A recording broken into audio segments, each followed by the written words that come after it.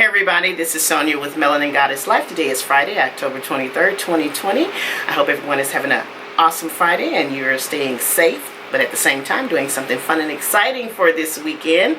Today we are going to talk about the planetary shifts and aspects and what's coming up for us for the month of November. It's going to be a powerful month and we want to get prepared for that and take advantage of the energy that we have. Now, these forecasts are going to be based on your rising sign.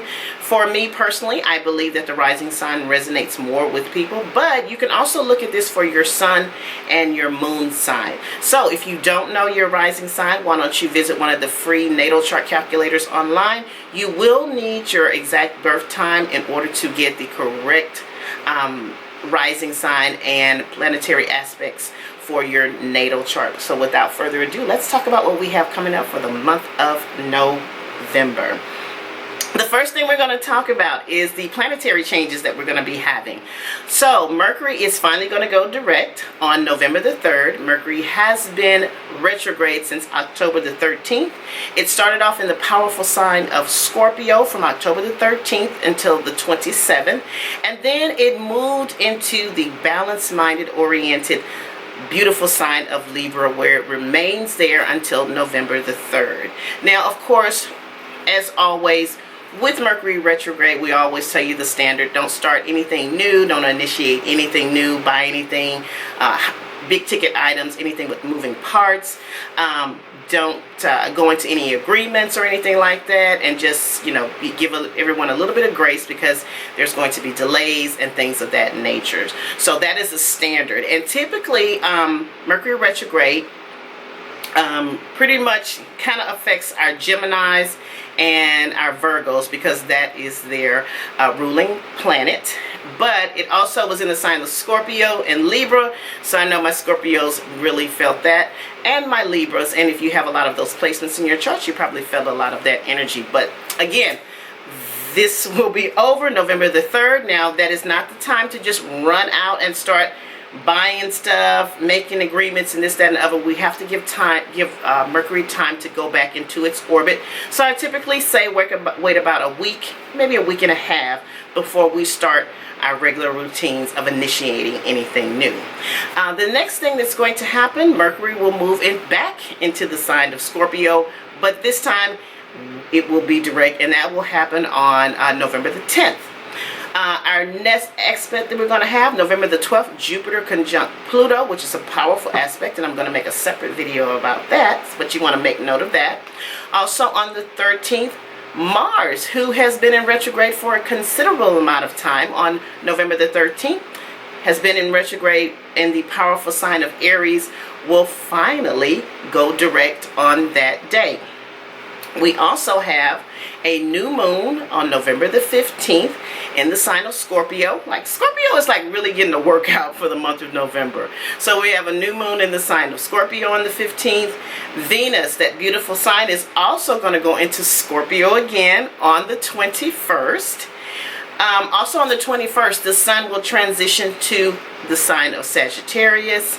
And on November the 28th, Neptune turns direct. So all of our planets are pretty much coming out of retrograde, which is awesome for us because that will give us that energy we need to start moving forward, so we won't feel like we're in such slow motion or a standstill. But I like the retrograde periods because it definitely gives you a time to reflect, review, renew, just kind of slow down and collect your thoughts and make sure that you're on the right path. But we have a lot of forward movement and forward energy for the month of November. So again, on the 28th, Neptune is going to turn direct in Pisces. And our final aspect for the month of November is November the 30th. We are going to have a full moon lunar eclipse. It's going to be in the sign of Gemini, and I'm going to do a separate video on that and how we can harness the energy of that. So, big month. Seems like a big month for Scorpio. I know Scorpios have, you know, kind of been going through it. But with everything moving forward, Scorpios, Libra, and all the signs in the zodiac, we should be feeling that shift of that energy moving forward, and we could just start breathing again, but initiating any projects or things that we have been putting on the back burner or couldn't seem to get off the ground in the last few weeks. So Now that we've gotten that out of the way, let's talk about how these planetary changes are going to affect each sign, rising sign, for the month of November. So again, you can look at this for your sun, moon, or rising, but I always say I feel like it resonates more if this is your rising sign. So straight out of the gate, Aries, your energies are going to be focused on the 8th house. The 8th house is the house of shared resources.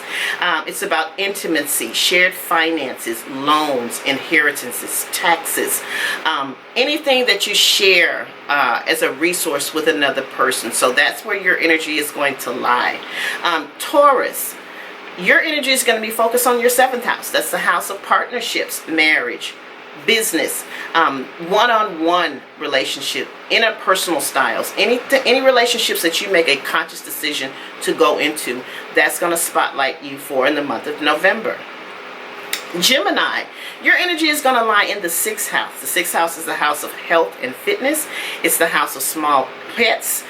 It's also how we do our day-to-day job and our day-to-day routine. Okay, so you're going to be looking at things that are in that type of aspect for you.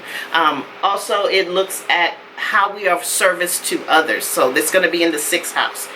Cancer, your energy is going to lie in the 5th house. The 5th house is the house of joy. It's the house of romance. It's the house of our dating. It's also the house of children and procreation, our creativity and our self-expression. So your energy is going to lie there for the month of November.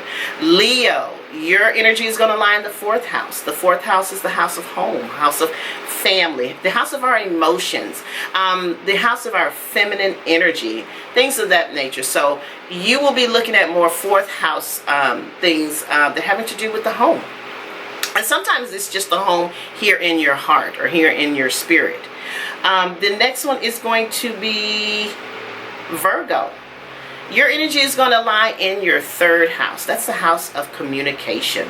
It's how we think. It's how we process information. It's also the house of contracts, and it's the house of our siblings and our cousins. So that's where your energy is going to be. The next one is going to be Libra. Your energy is going to be in the 2nd house. That's the house of earned income. That's how we make our money. That's the house of our values, our possessions. It's also the house of our habits and our work ethic. So how you make your money is going to be where you're focusing your energy. Scorpio, which seems to be the popular person here for the month of November, of course, is going to be in the 1st house. And the 1st house is the house of self, your appearance, your first impressions to the world, your approach to life. So the spotlight is going to be on you, and especially when you have that Venus in Scorpio this month, you're just going to be like at your best. Like all eyes are going to be on you for the month of November, Scorpio, as they should. The next one is going to be Sagittarius, and your energy is going to lie in your 12th house. The 12th house is the house of healing. It's the house of closure, our spirituality, the hidden things about us. That's going to be the spotlight for you. It's a house of healing work. So if you need to do some healing work, or you feel like you want to, just kind of go within yourself, this is going to be an excellent energy for the month of November for you. The next one is going to be Capricorn. That's going to be in your 11th house. This is the house of social groups. This is the house of our friends. This is our humanitarian projects. This is also the house of our hopes, dreams, and wishes. So this is the house that if it's anything that you want to bring to life, this is the time for you to be manifesting that for yourself, Capricorn. The next one is going to be Aquarius, and your energy is going to be in the 10th house. The 10th house is the house of career. Now that's a little bit different from the 6th house, which is the house of how you do your job every day. The 10th house is how the world sees you, what titles you wear. The 10th house also houses authority figures, your career aspirations, things of that nature. So that's going to be your spotlight, is your career, Aquarius, sorry. And finally, last but not least, Pisces. Your energy is going to be lying in your 9th house. The 9th house is like international travel, international business, the law, religion, things of that nature, things of the bigger mind. So I don't know if you guys have a trip planned to go out of town or something like that. That's long distance travel. Or if you're trying to go to school or something to that nature, or study something, that's where your energies are going to lie next month. So thank you so much for joining me. Those are going to be, that is the aspects that you have for November. I hope everyone has an awesome November. Again, we're going to do a few more videos to talk about this conjunction that we have going on and this full moon lunar eclipse in the sign of Gemini. So if you're interested in any metaphysical products, please visit my Etsy store at Melanin Goddess Life. Also, if you would like to get an in-depth one-on-one reading with me, definitely I'll leave the link down below so we can have a one-on-one and we can delve into what's going on with the energy now and get a sneak peek of what's going to be going on with you for 2021. Thank you so much for your time, and you have a great day. Bye-bye.